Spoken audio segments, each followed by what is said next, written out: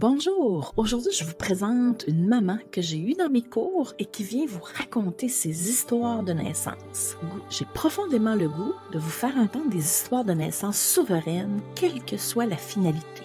Je pense que c'est important d'entendre des histoires inspirantes de résilience, de naissance naturelle, de césarienne, où la maman a eu cette sensation d'être dans sa zone de puissance. Allô, allô, bienvenue dans cet épisode de podcast, dans cette série d'histoires d'accouchement où je veux faire ressortir la souveraineté des mamans. Éventuellement, peut-être j'aurai des papas, on verra.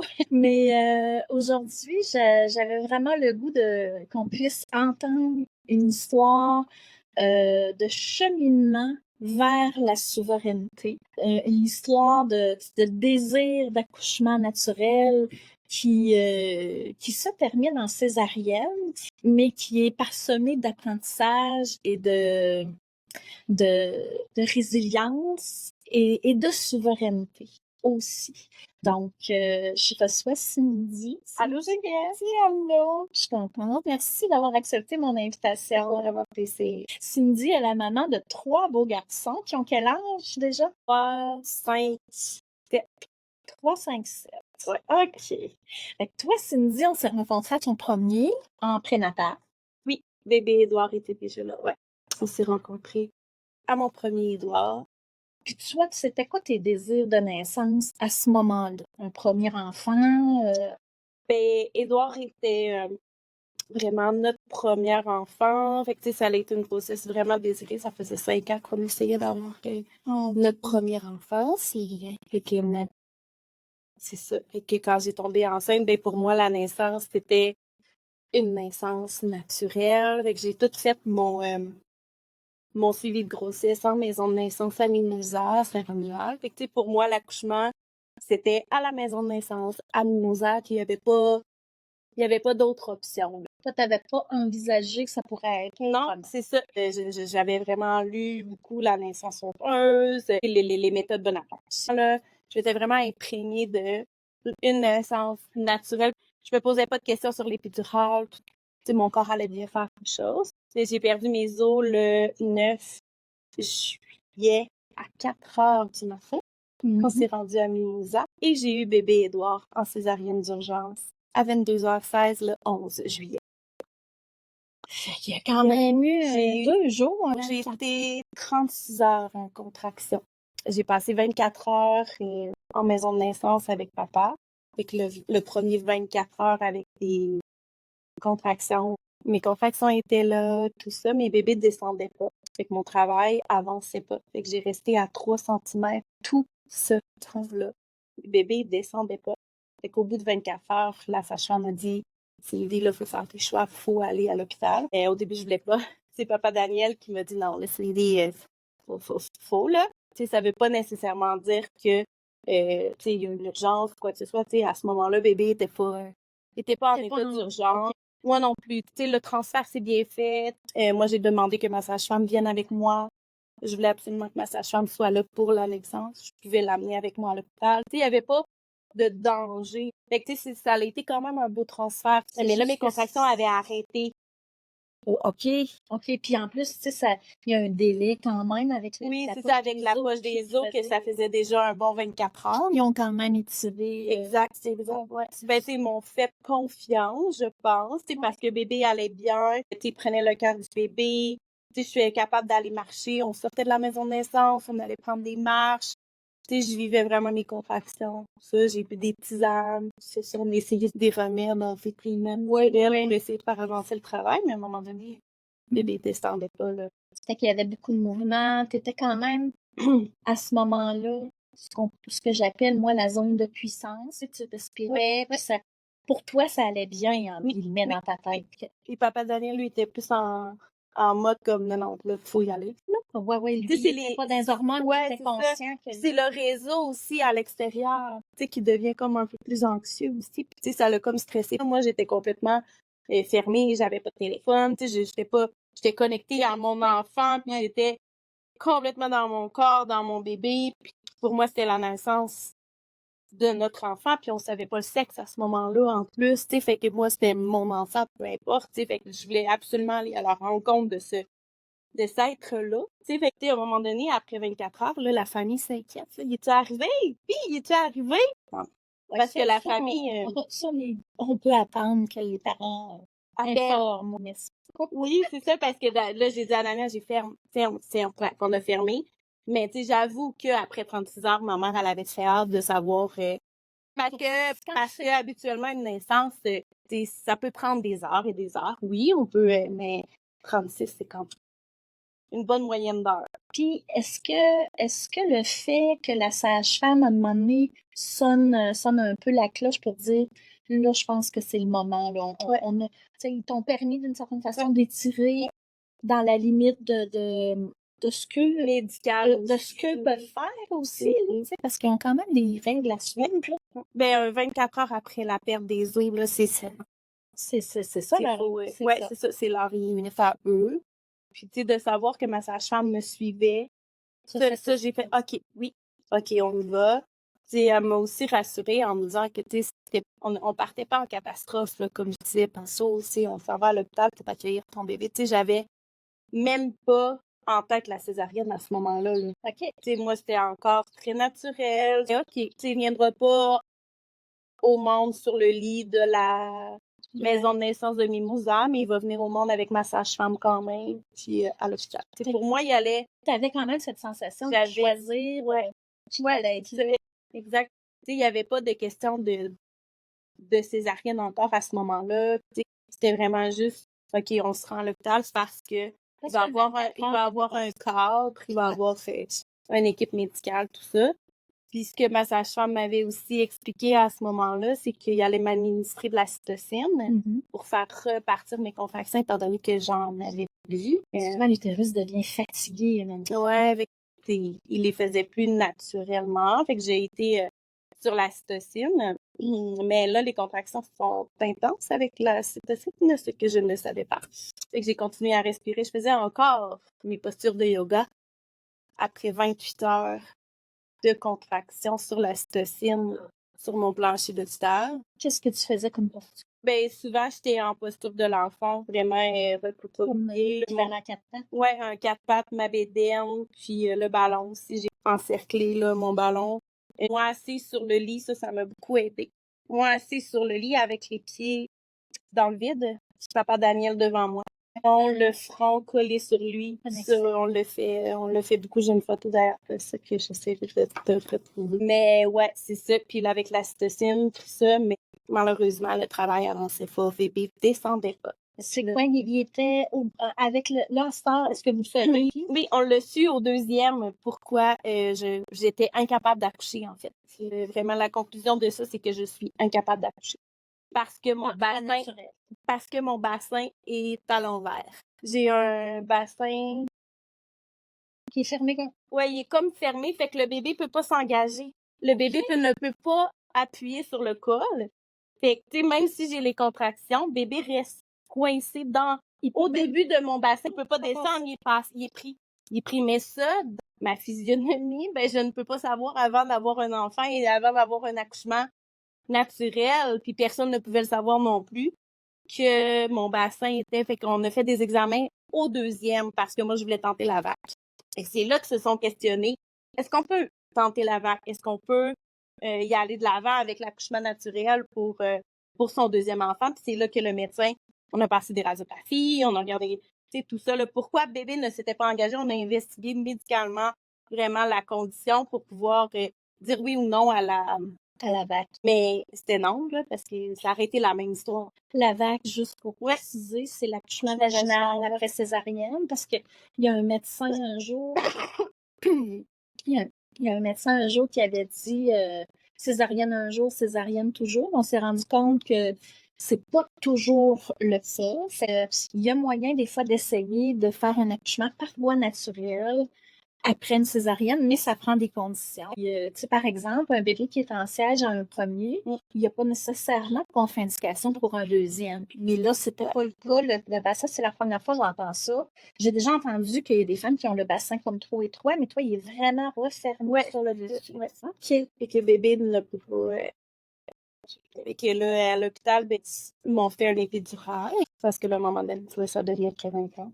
Oui, puis ils voyaient sûrement venir la césarienne, eux. C'est ça, ben, eux, ils avaient en plan une césarienne. Là. C'est pour eux, là, dès que je suis arrivée à l'hôpital au bout du 24 heures, c'était pour eux, c'était une naissance par césarienne, mais moi, j'étais tellement encore dans toute ma belle... T'avais besoin de cheminer, tout ça. Exact. Puis là, à un moment donné, le médecin, il l'a nommé à mon conjoint et à ma sage-femme. Là, on fait l'épidural. Ouais, il voulait pas le dire trop fort. Mais moi, je l'ai encore même entendu. Mais tu sais, avec la fatigue, tout ça, tu sais, à un moment donné, là, je suis devenue comme... J'ai fini par m'abandonner et je l'ai accepté, je l'ai respiré parce qu'au bout de 36 heures, sans dormir, sans manger, tu sais, quand on a des bonnes contractions, la cystocine, tout ça, là, fait que Il y a une résistance qui lâche. juste laissé aller, ouais, c'est ça, puis avec l'épidurale. Le médecin, tu sais, je peux te laisser avec l'épidurale encore 1 heure. Je reviens dans 1 heure voir si tu as avancé dans ton travail. Sinon, ben, on part. J'aime ça entendre ça parce que c'est quand même un choix. J'ai eu 1 heure pour cheminer, processer que d'autres. Et quand il est revenu au bout d'1 heure, j'étais encore à 3 cm. Fallait que je me rende à 10. Mon travail avait avancé de 3 cm en 36 heures.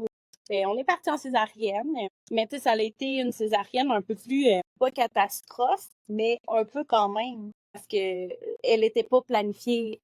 Elle était pas planifiée, celle-là. C'était vraiment, on partait de la maison de naissance à... Pour toi, c'était en catastrophe. Ouais. Pour le système médical, les autres, ils voyaient le nez, fait qu'ils étaient prêts. Ouais, c'est ça. Tout était déjà prêt, là. La salle d'opération, tout ça était prêt, eux. Mais pour toi, mentalement, émotionnellement, c'est comme j'ai échoué. Ouais, vraiment. Tu sais, je le voyais vraiment comme un échec. Tu sais, je me disais, voyons, tu sais, j'ai tout fait, là. Tu sais, j'ai médité, je me suis fait une bulle. Tu sais, pour moi, là, j'ai fait mes postures de yoga, j'ai marché, j'ai embrassé mon conjoint, on a fait le tire-lait. Tu sais, j'ai tout fait, là. Tu sais, le tire-lait pour l'ocytocine pour pouvoir accoucher naturellement. Fait que, tu sais, on les a tout fait. Fait que, tu sais, à un moment donné, tu sais, je suis quand même, aujourd'hui, tu sais, je peux dire que on a tout tenté.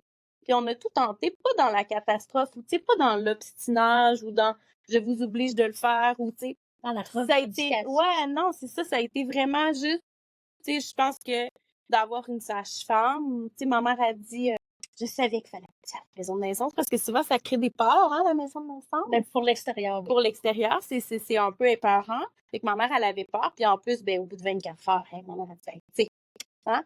Mais moi, je suis contente d'avoir eu cette femme-là qui, elle, a un regard complètement...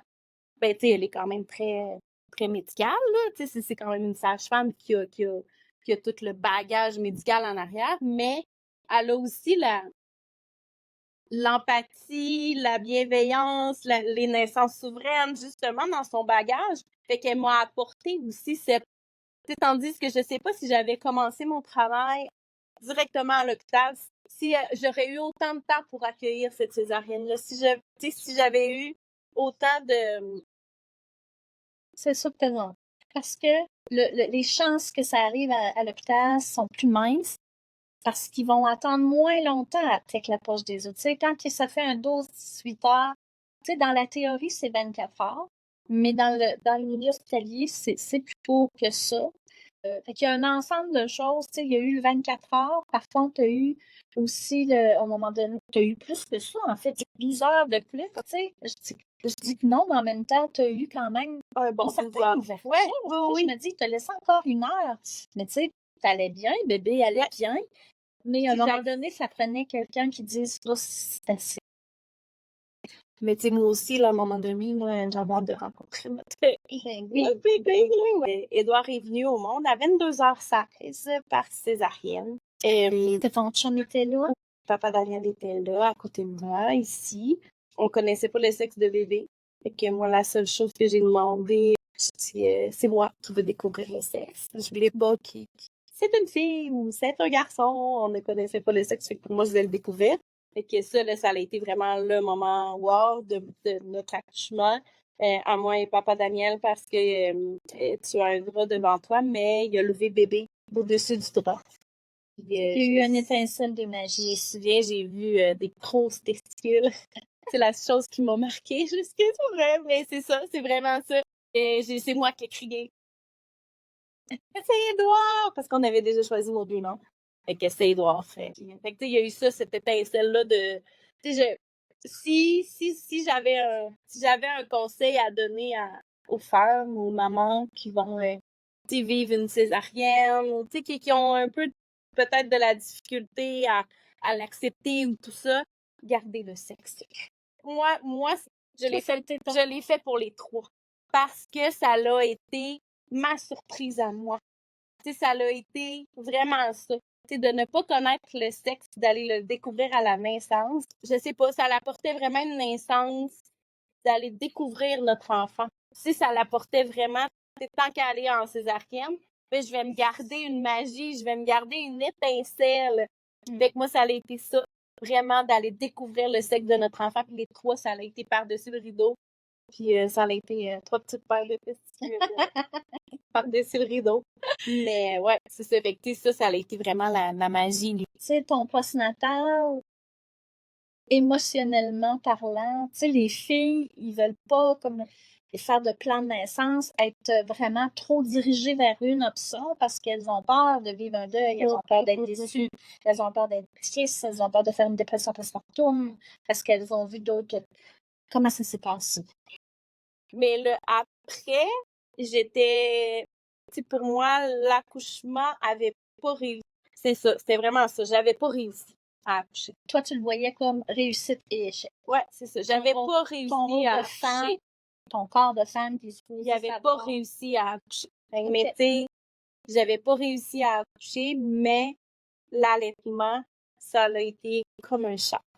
Dès qu'ils ont mis bébé Édouard sur moi, j'avais du lait, bébé Édouard a pris le sein, il y avait une petite langue, là.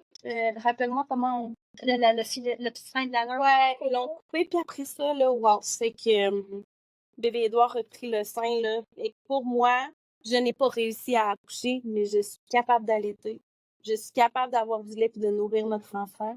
Fait que pour moi, c'était ça. Fait que je me suis vraiment revirée. Tu sais, dans le fond, j'ai comme pris l'accouchement, puis j'en ai fait Je me suis vraiment concentrée sur l'allaitement. C'est sur le pot à pot. Est-ce que tu as l'impression d'avoir passé à travers un processus de deuil? Oui. Comment c'est l'allaitement qui t'a porté dans ce processus? Exact. À Édouard, ça a été, c'est ça, le deuil. Mais il a passé quand même assez rapidement parce que, tu sais, bébé est là, bébé est en santé. Moi, j'allais super bien. La césarienne s'est super bien passée. Je marchais le lendemain. J'ai été chanceuse malgré, tu sais, comme, tu sais, il n'y a pas eu de complications. Il n'y a pas eu 36 heures de travail. Tu sais, il n'y a pas eu de complications. Tu sais, tout allait bien. Le deuil que j'ai vécu, c'est plus quand c'est Victor. C'est le deuil de l'accouchement, c'est Victor. Parce que là, quand j'ai tombé enceinte de Victor, moi, j'allais tenter mon accouchement vaginal après césarienne. C'est là que j'ai mangé. C'est là que j'ai mangé mon coup quand on me dit non. Là, tu me peux. Parce que, tu sais, à quel moment dans la grossesse de ton deuxième enfant? C'est, au début, je pouvais, tu sais, on pouvait l'envisager, l'accouchement vaginal après césarienne, mais tu sais, je devais accoucher par fond en milieu hospitalier. Tu sais, je pouvais pas aller. Après une césarienne, un AVAC ne se fait pas en maison de naissance. Fait que pour moi, ça allait, tu sais, ça allait encore. Mais c'est vers 20 semaines, là, qu'ils se mettent à investiguer davantage. Savoir si vraiment, là, tu sais, comment que la grossesse se passe, comment le bébé est placé, le poids du bébé, tout ça. C'est ça que j'étais plus suivie. Puis ça a été vraiment vers la 30 semaines, là, c'est bon. que ça a été vraiment planifié, là, parce que dans le fond, ils attendaient de savoir le poids de bébé, ils attendaient, tu sais, vraiment, selon ma corpulence à moi, comment le bébé est placé. Fait que, tu sais, ils font des échographies. J'ai eu 4 échographies, puis que 2 ou 3 pour vraiment voir le poids du bébé pour être certain, parce qu'avec une AVAC, il faut vraiment être certain que le bébé va bien s'engager puis va bien passer, qu'il y aura de complications. C'est ça, c'est vers 30. Mais ce qui m'a beaucoup aidé à cheminer là-dedans, c'est quand j'ai eu Édouard, j'allais à tes cours. Puis c'est là que je me suis fait un réseau de femmes extraordinaires. Que c'est toutes des femmes qui vivent la même chose que toi ou sensiblement. On est toutes dans le même mélange hormonal. Là, on est toutes La même sensibilité. la sensibilité, puis l'ouverture, puis avoir le droit de dire que je suis fâchée, je suis en colère, ça me fait chier. Je suis fâchée. Tu sais, j'ai été capable de le nommer, de le cheminer dans tes cours. Puis, tu sais, toi, tu l'acceptes aussi, tu sais, même si c'est pas des beaux mots, même si... Mais, tu sais, c'est toutes les émotions.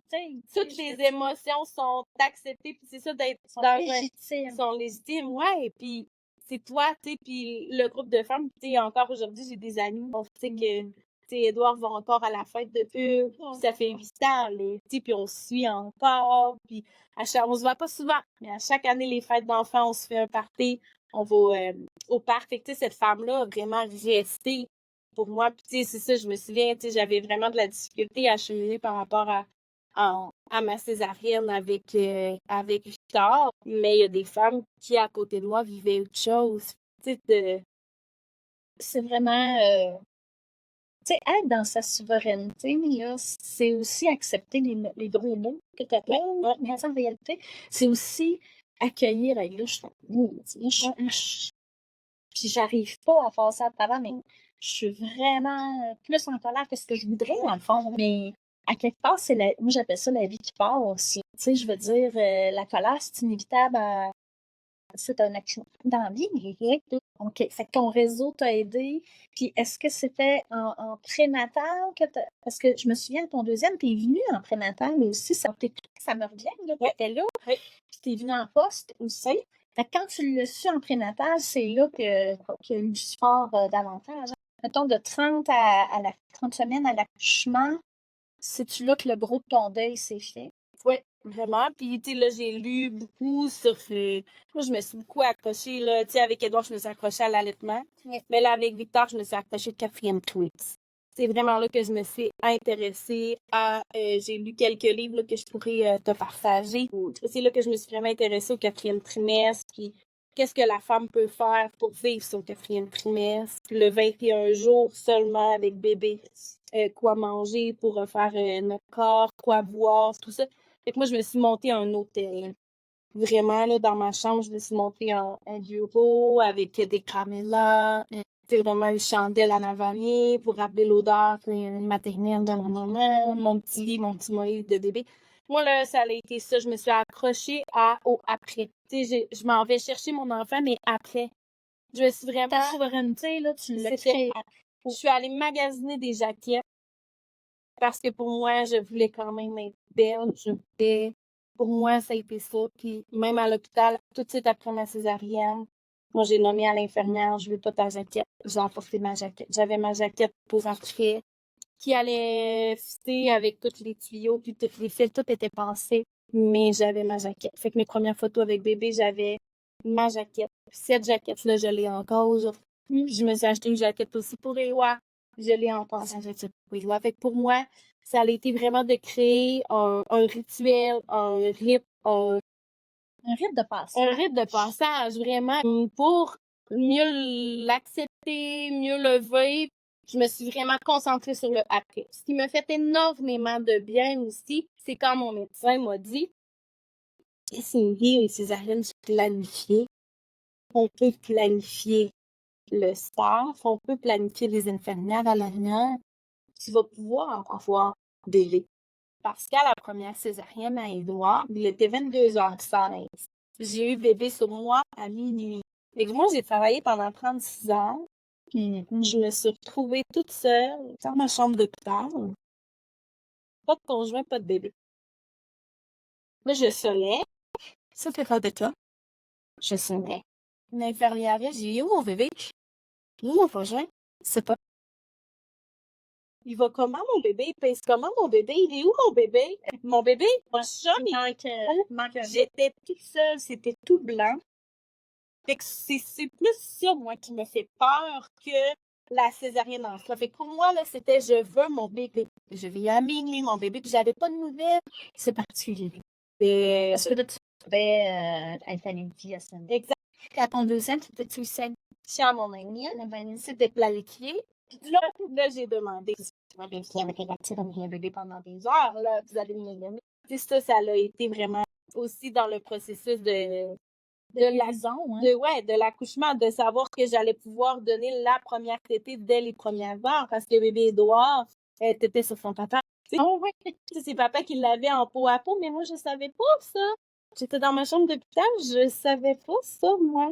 Ben non, puis quand tu sais pas, c'est ça qui est le pire, pas savoir, je pense. C'est où mon bébé? Tu sais, savoir qu'il était en peau à peau avec Daniel. Puis pourquoi qu'il était pas avec toi? Non, c'était pas ça. Il y avait rien de particulier là, dans le médical. Pas de Tu étais complications. capable de les avoir avec toi. Oui, Tu vraiment. étais même pas dans la salle de bébé. Non? Exact. Mais tu sais, c'est ça, c'est une question de logistique, de staff, de personnel. L'infirmière n'était pas disponible pour accompagner bébé. Il y avait d'autres bébés, fait que c'était dans la petite poignard, tout simplement. Fait que, tu sais, quand c'est planifié, ce qui est rassurant, c'est qu'ils préparent le personnel, qui prépare l'arrivée. Puis, tu sais, tu peux faire des demandes aussi. On parlait de plan de naissance tantôt. Ben, tu as le droit de demander. Je veux mon bébé, tu sais, comme je veux connaître le sexe moi-même. Montrez-moi le petit sexe au-dessus de bras. Puis après ça, ben, tu as le droit de vouloir avoir bébé sur toi. Avec, tu sais, les premières minutes de bébé, tu sais, je les ai eues. Fait que pour moi, bébé est sorti. J'ai découvert le sexe tout de suite. Puis il est sur moi. La photo, je t'ai envoyé une photo ce matin, justement, je vais la mettre. Tu sais, au-delà de tout le médical, le masque, ça, ben, il y a quand même la fragilité de bébé sur mon sein. Fait que pour moi, ça a vraiment été ça. De pouvoir avoir bébé dès les premières minutes, ça l'a enlevé le côté médical de la chose. Puis de préparer mon après. Vraiment, de préparer mon après, moi, ça allait c'est ma belle jaquette. Puis, tu sais, la jaquette, des fois, on peut penser, ben là, franchement, c'est superficiel. Ouais, mais c'est symbolique. Ouais. C'est comme, je suis en charge de moi, hein, puis, et du processus. Moi, je le vois, c'est pas juste la jaquette, là, c'est tout le symbole que ça représente. C'est là où tu as pu utiliser ton pouvoir de choisir le rituel. J'adore, honnêtement. Puis, tu sais, ce rituel-là, j'allais dire, tu l'as créé, tu l'as pondu, tu l'as accouché, là, fait que c'est ta manière de créer le passage entre je suis enceinte et je suis maman. Puis, tu sais, ça me fait penser, tu sais, tantôt, on parlait d'apprentissage au travers les césariennes, tu sais, passer de une césarienne à 2 à 3. Mais tu sais, à la 2, déjà, je m'étais fait ma petite hôtel, tu sais, j'étais déjà préparée, mais à Éloi, je l'étais encore plus, j'ai encore plus approfondi mes lectures, tout ça. Puis à Éloi, j'ai passé 17 jours dans ma chambre avec mon bébé. Puis ça, toute ma famille était au courant. Tu sais, mon conjoint était au courant, les grands, les deux petits, là. Édouard était au courant, il venait voir maman et bébé. Mais dans la chambre, quand j'avais de la visite, c'était dans ma chambre, je ne me levais pas. J'étais vraiment alitée, si on peut dire. Là, j'avais vraiment ma petite... je m'étais vraiment fait un cocon, puis pour moi, c'était une belle... de boucler la boucle aussi. On savait que c'était aussi le 3e était le dernier. Fait que pour moi, c'était vraiment là, OK, je vais tout mettre mon bagage, les 3 naissances ensemble, puis je vais vraiment nous créer un cocon encore plus. Puis, tu sais, le 4e trimestre avec Éloi, je l'ai vraiment vécu. C'est incroyable comment aujourd'hui, le lien est pas le même avec cet enfant-là qu'avec Édouard. Je les ai allaités les 3 de la même façon. J'ai été la même femme avec les 3, la même maman. Sauf qu'avec Éloi, il s'est vraiment passé quelque chose de vraiment particulier. Comme si elle avait eu un chiffre. Puis, tu sais, Éloi, ça a été une doudou douce que j'ai achetée pendant ma grossesse. Je la mettais sur mon ventre. J'ai dormi avec cette doudou-là pendant 3 derniers mois de ma grossesse. Puis, j'ai demandé de l'avoir à la césarienne. Ça a été ma doudou césarienne. Puis après, ben, ça a été la doudou à Éloi. Cette doudou-là, c'est tout ses conforts. J'ai reçu un toutou. Je sais pas si tu les connais, les Moka. cas toutous. C'est des petits toutous, des petits oursins. Puis la musique qui joue à l'intérieur, c'est du piano. J'ai écouté cette musique-là et j'ai dormi avec ce toutou-là pendant toute ma grossesse, parce que je l'ai reçu à mon shower. Puis j'ai dormi avec ce toutou-là toute ma grossesse, puis quand Éloi est née, tu appuies sur son ventre, puis la musique joue, mais la musique, elle est magnifique. Tu faut absolument que tu ailles entendre la musique du Monka Toutou. C'est de la musique classique, j'imagine. Exactement. Exact. Il y en a 4. Il y en a 4. Il y a 4 chansons. 4 tunes quand même. Sur le tout. Puis, cette musique-là m'a accompagnée pendant toute la grossesse, mais cette musique-là aussi m'a accompagnée après. Quand je suis arrivée dans ma chambre d'hôpital, j'ai demandé à Daniel la première chose. J'ai écouté cette musique-là à l'hôpital pendant les 2 jours d'hospitalisation avec bébé Ewa. Puis ce qui est vraiment particulier, Geneviève, là, c'est qu'après, quand on est sorti de l'hôpital, j'essayais de le faire aussi encore en voix et il fleuve. Puis encore aujourd'hui, à chaque fois, j'ai encore les à chaque fois qu'il entend la musique, c'est comme si, je sais pas, Il pleure. C'est-tu un pleur de chat? C'est-tu des crises? non, c'est vraiment, C'est comme une nostalgie. oui, c'est ça, c'est comme s'il ressentait, tu sais, quand j'ai dit à Daniel, on dirait qu'il s'ennuie d'être dans moi tellement qu'on l'a écouté.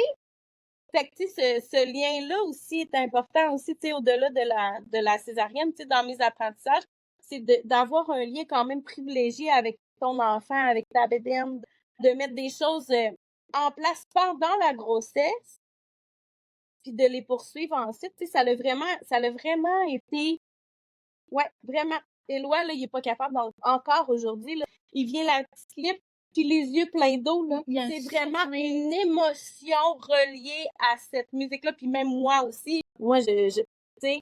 Il y a une mémoire de sa vie intra-utérine. Ouais, vraiment, vraiment. Mais, c'est cool, mais en même temps, c'est correct, ça t'amène...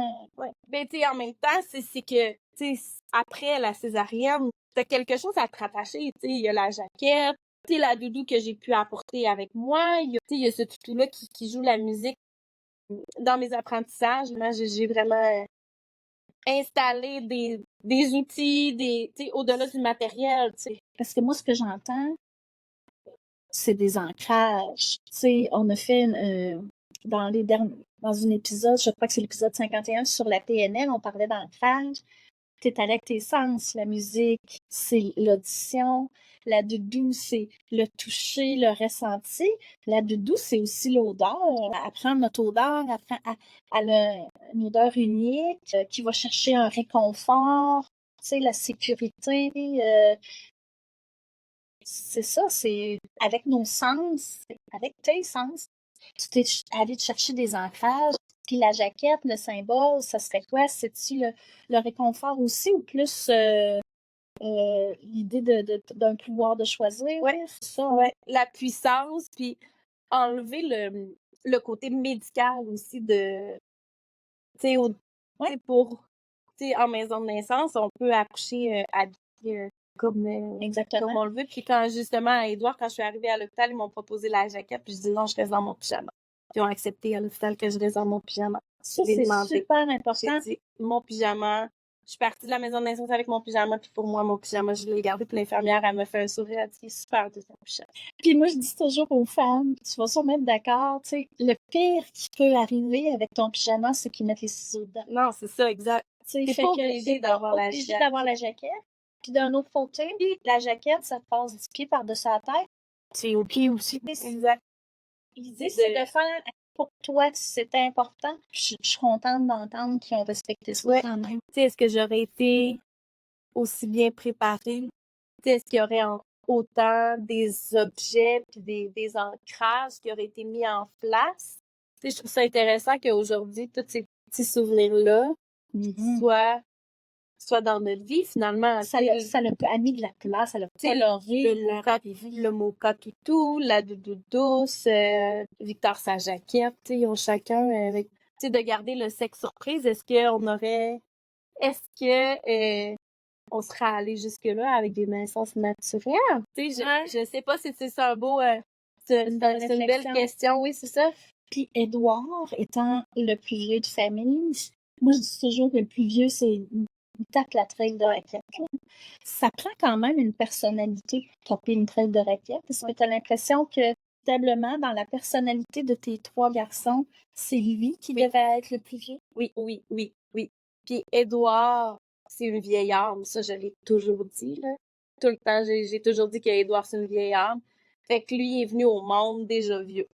Tu sais, il est pas... Déjà sage. Déjà sage, c'est ça, une vieille âme, une sagesse. Puis quand j'ai accouché d'Édouard, quelques semaines après, je suis allée à grandeur nature avec mon bébé, là. Tu sais, il était tout petit, il y avait 1 ou 2 semaines, là. Puis quand j'ai rentré dans le magasin, la madame m'avait dit « Ah, une vieille âme, ce bébé-là. » Tu sais, déjà, j'ai eu le commentaire 3 fois dans la vie d'Édouard que cet enfant-là avait une aura, une énergie. Fait que, tu sais, il y a vraiment, tu sais, Il t'a porté dans ton cosmos. ouais, tu sais, dans le 36 heures, là, tu sais, Il a tenu le coup. il a tenu le coup. Puis, tu sais, jamais que son cœur a été, tu sais, jamais, il n'y a pas eu de défibrillation. Son cœur n'a pas baissé, n'a pas monté. Il n'y a pas eu. On a juste accepté puis vaqué dans les vagues ensemble. Puis, on a juste surfé là-dedans, là, tu sais, pas vaqué dans les vagues, mais surfé sur les vagues ensemble. Tu sais, tu sais, aujourd'hui, la relation avec Édouard est tellement belle. Tu sais, c'est encore ma vieille âme, là. C'est encore mon. Tu sais, il y a une sagesse, il y a. Comme si c'est lui qui te guide, hein? Ouais, tu sais, il est mature. Puis, tu sais, on dit que c'est ça, nos enfants nous font grandir, mais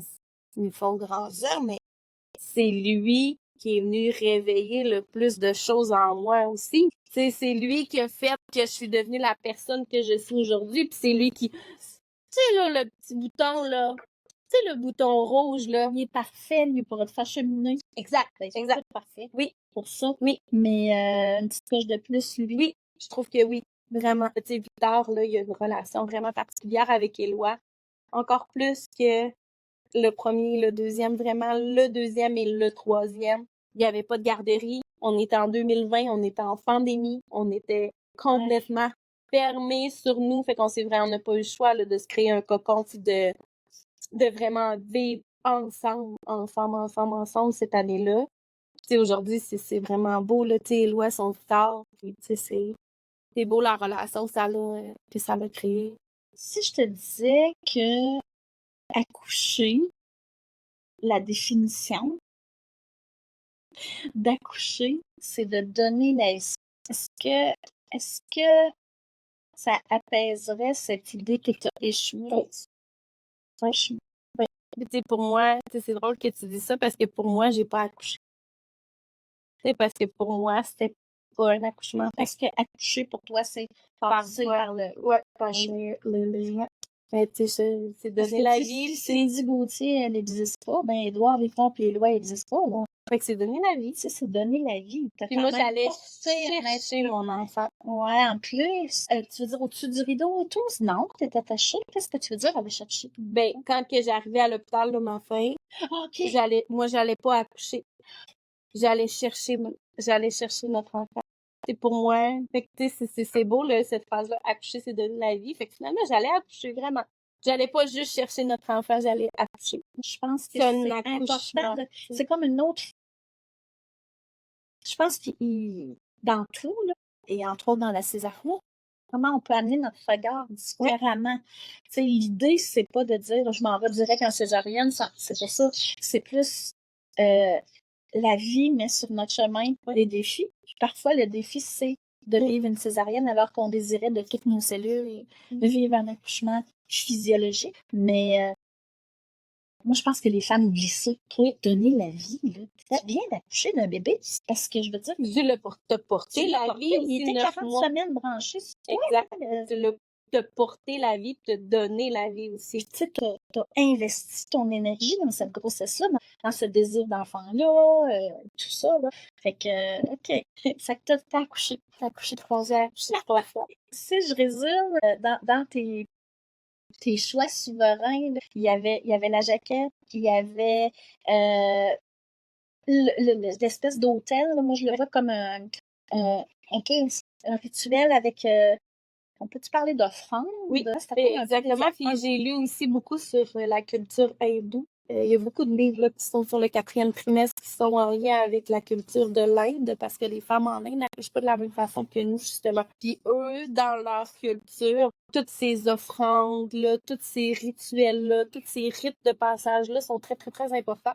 Il y a la culture autochtone aussi, qui est vraiment intéressante d'aller chercher pour les enfants, les odeurs, les tisanes à boire pour le après, pour stimuler aussi ton ocytocine pour ton lait, tout ça. Il y a ça aussi qui est vraiment intéressant, tu sais, de lire des ouvrages, là, puis de s'inspirer des peuples de nos premières racines, puis aller vraiment chercher l'essentiel, parce qu'au-delà de la naissance, peu importe la façon que tu vas te donner la vie, après, il y a la vie de le vivre en douceur. Moi, ça m'a vraiment, pour vrai, le postpartum, là, moi, je dis à tout le monde, je le vivrai encore et encore et encore, je m'en parle.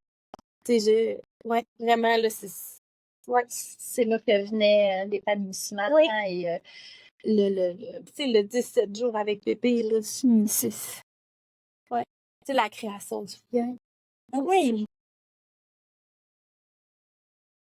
Tu nous donneras les références Oui, de pas de ces problème. livres-là, puis je les mettrai dans la description de l'épisode. As-tu quelque chose à rajouter? Une conclusion ou un message que tu aurais le goût de dire aux femmes? Tu sais, les femmes qui osent pas faire de plan, les femmes qui savent qu'ils vont avoir une césarienne planifiée.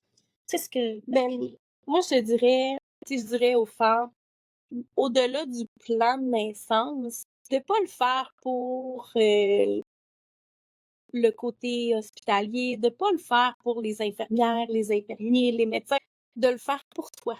De le faire pour toi, pour ton enfant, pour ton conjoint. Au-delà de l'aspect chirurgical, au-delà de l'aspect vraiment de l'hôpital, là, tu sais, de le faire pour toi, de faire des choix qui sont en lien avec tes valeurs à toi. Je pense que ça apporte vraiment une naissance souveraine puis heureuse. Si tu apportes tes valeurs à toi dans la naissance de ton enfant. Fait que, tu sais, moi, je te dirais au-delà du plan, tu sais, de le faire pour toi, de te faire quand même un plan, mais d'y mettre ta couleur à toi. Tu sais, il peut être écrit en crayon rose, en crayon mauve. Tu n'es pas obligé d'avoir le tableau, le frame fait. Tu sais, ça peut être comme moi, ma belle feuille brouillon de ce matin, mais de le faire quand même pour toi, de te mettre des notes, d'aller chercher qu'est-ce qui te fait du bien, toi, puis de le mettre sur papier pour que quand tu vas être dans justement l'émotion, dans la douleur, de te rappeler, de te ramener à ton essentiel, là. Tu sais, pour vraiment, c'est juste des petites notes bien griffouillées, là. Tu sais, pas besoin d'avoir un gabarit, mais juste de te mettre, c'est ça, d'y réfléchir pendant la grossesse, de, tu sais, toutes les flashs, toutes les idées qui te viennent en tête, de les écrire. Puis à la fin, ben là, à partir de là, tu prends ton petit carnet, puis tu te fais, au-delà du plan, tu te fais un... Connaître ses options, puis connaître... C'est un processus de connaissance de soi, le temps de naissance. Moi, je le vois comme ça. Les filles, ils savent pas c'est quoi qui fait du sens pour elles, parce que tout est nouveau. Fait qu'il faut prendre le temps, s'informer, lire, puis dire « Hey, ça, je savais pas ça, mais ça... » Tu sais, quand tu lis quelque chose ou tu entends quelque chose, tu viens la chair de poule. Ça, c'est bon. Oui, c'est ça. C'est ça, exact. Qu'est-ce qui vient de chercher? Qu'est-ce qui résonne en toi? Qu'est-ce qui résonne en toi pour la naissance de ton enfant, puis pour ton conjoint aussi, tu sais, d'impliquer le conjoint, puis de lui poser des questions. Toi, qu'est-ce que tu veux, tu sais? Qu'est-ce qui... Ben, c'est un bel outil de communication avec le deuxième parent. Tu sais, la femme peut dire « Moi, j'aimerais ça vivre ça, qu'est-ce que tu en penses? » C'est sûr qu'au bout du compte, c'est la femme qui donne l'avis.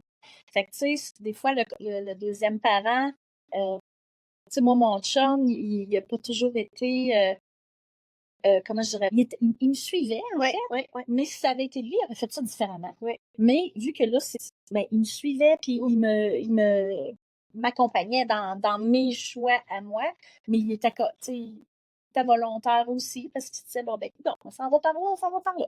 Puis dans la naissance de la césarienne aussi, moi, en tout cas, papa Daniel, il trouvait ça inquiétant. Peur. Manquait de connaissances. Tu sais, il y avait peur. Tu sais, de voir que moi, je m'accrochais à ma chandelle, à la vanille pour le lait maternel, que je m'accrochais à mon petit hôtel, que je m'accrochais à ma jaquette, ben pour lui, ça l'amenait aussi de la douceur parce que, tu sais, veux pas dans le processus, il l'a quand même vécu aussi, lui, le deuil, puis au travers moi. Tu sais, moi, il voyait que ça me faisait de la peine de pas avoir accouché naturellement. Fait que lui, il s'est accroché à, tu sais, je la sens bien. Tu sais, c'est ça, il a embarqué là-dedans aussi. Elle est vraiment belle, ta jaquette. Il a vraiment, tu sais, Il a compris. Il s'est syntonisé à ta fréquence. Tu sais, au-delà il aurait fait probablement différemment, mais ouais, c'est ça. En même temps, c'est ça. C'est comme ça qu'il fallait le vivre. Voilà. Ça fait tellement plaisir. On va souhaiter que les femmes puissent changer leur perception et qu'elles comprennent qu'elles ont donné l'aise. Merci beaucoup. C'est un plaisir. À bientôt. Avant de quitter, j'aimerais te faire savoir que mon programme en ligne de préparation à l'accouchement, Bulle d'amour, est fin prêt. Si tu as le goût ou que tu sens le besoin d'avoir tout ce qu'il faut pour te préparer à ton accouchement, et ce, dans un même endroit, je t'invite à consulter mon site internet genevièvetalbot.com pour avoir tous les détails. Je t'ai concocté un programme complet de préparation à la naissance à te procurer idéalement au plus tard vers 25 semaines de grossesse. N'hésite pas à prendre rendez-vous pour un appel connexion avec moi pour que tu puisses valider si mon offre est idéale pour toi.